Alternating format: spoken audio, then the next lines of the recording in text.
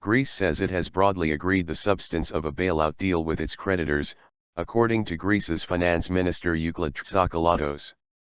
2 or 3 small issues are pending with lenders, Reuters quoted Mr Tsakalotos as saying. An agreement is needed to keep the country in the eurozone and avert bankruptcy. The Greek government is hoping to push the new Euro 86 BN, pound 60 BN, 3-year agreement through Parliament later this week. The country needs a deal by August 20, when the country has a debt repayment of about Euro 3 BN to make to the European Central Bank.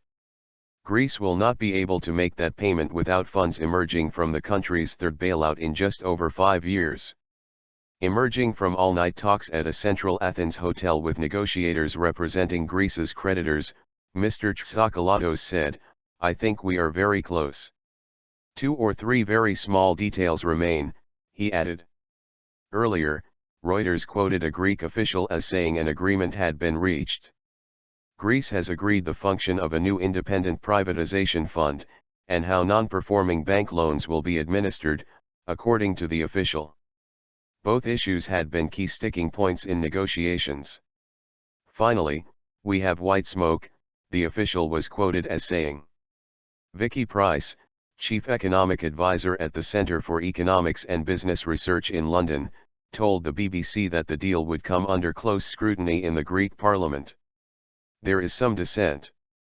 There is no doubt that the very left-wing part of the Syriza party, which is the ruling coalition party, is not at all happy with what's been going on, she said.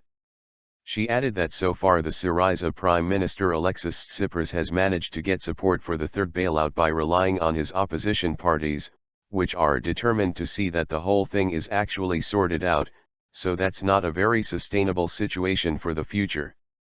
Though the radical left-led government was elected on a staunchly anti-austerity platform in January, it was forced into a policy U-turn after bailout talks came close to collapse last month. Greece has relied on international bailouts totaling Euro 240 BN since it lost market confidence and was unable to borrow from anyone else in 2010. To secure funds from the bailouts, successive governments have had to implement a series of spending cuts, tax hikes and reforms. The austerity reduced budget overspending, but the measures compounded a deep recession and fueled record-high unemployment. Figures next week are expected to show that Greece's recession deepened in the second quarter as concerns over the country's euro future dented confidence.